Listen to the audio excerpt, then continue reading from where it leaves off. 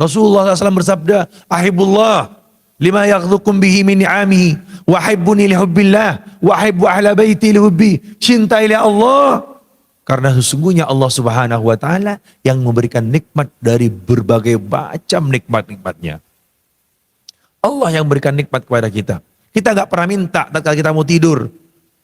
Di tengah malam kita minta, "Ya Allah, nanti subuh ya Allah, tatkala aku bangun ya Allah, berikanlah aku kekuatan untuk melihat ya Allah. Berikanlah aku nikmat untuk melihat, untuk mendengar, untuk mencium, untuk berbicara, untuk melangkah." Tidak pernah kita minta. Namun Allah memberinya secara gratis, secara cuma-cuma tanpa kita minta. Alangkah besar nikmat ini.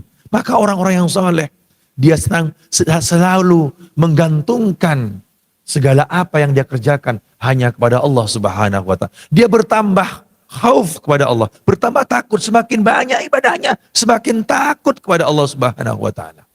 Bukan merasa baik daripada orang lain, bukan merasa sudah ahli ibadah, bukan sudah merasa orang saleh, tapi dia selalu merasa dirinya hina di hadapan Allah Subhanahu wa taala. Jamaah yang dimuliakan Allah Subhanahu wa taala. Orang yang bahagia adalah orang tatkala bertambah umurnya, kullama zida fi umri naqasa min hirsi'i minad dunya.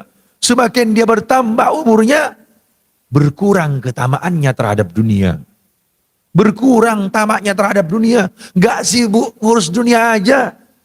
Coba kita pikirkan. Mungkin umur kita sudah ada yang umur 40 tahun. Ada yang 50 tahun. Ada yang sudah 60 tahun. Kita habiskan untuk mengurus dunia. Padahal dunia yang kita kejar-kejar, dunia yang kita cari, dunia yang kita tumpuk, semuanya akan kita tinggalkan menghadap kepada Allah Subhanahu wa taala. Betul atau tidak? Betul atau tidak? Ada bapak-bapak mau meninggal bawa mobilnya. Ada ibu-ibu yang di belakang mau meninggal bawa perhiasannya, bawa rumahnya, bawa depositnya di bank. Tidak ada. Semua yang kita kumpulkan, semua yang akan kita tinggalkan. Kita menghadap kepada Allah hanya dengan sehelai kain kafan 2 meter kali 3 meter. Itu rumah kita. Seandainya kita berwasiat kepada anak kita, "Wahai anakku, sesungguhnya cincin ini," kata ibu-ibu, "adalah cenderamata dari mendiang ayahmu. Tolong nak ya, kalau aku meninggal, cincin ini ikutkan bersamaku dikubur." Kira-kira ibu-ibu di belakang dikuburkan juga apa enggak? Tidak mungkin. Atau bapak berwasiat, "Wahai anakku, nanti kalau aku meninggal tolong ya biar aku enggak kedinginan di dalam kuburan, kau bawakan aku kaos kaki dan selimut." Kira-kira bisa apa enggak? Tidak mungkin.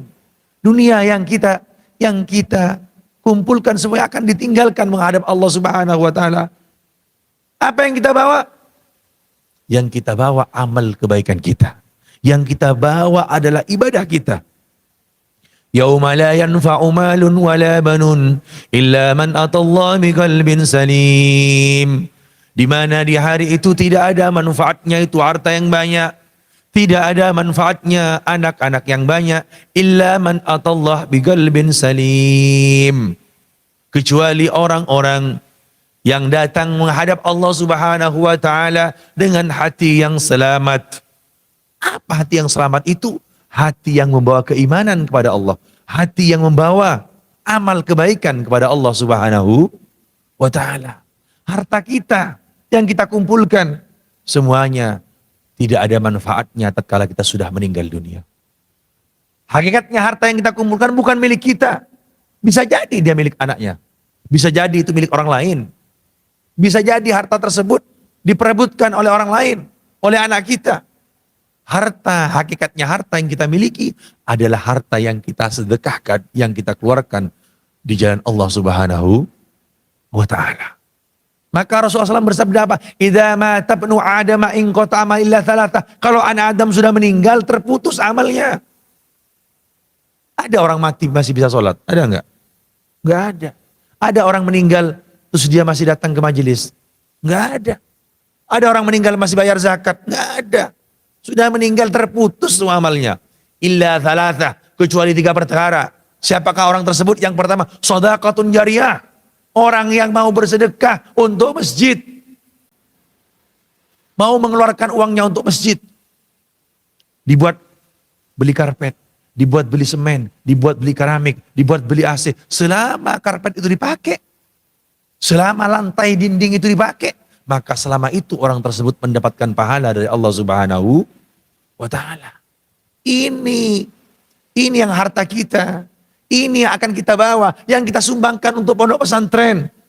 Dibangun pondok, dibelikan semen, dibelikan cor, dibelikan kerikil, dibelikan pasir. Itu yang akan kita bawa menghadap kepada Allah Subhanahu wa Ta'ala.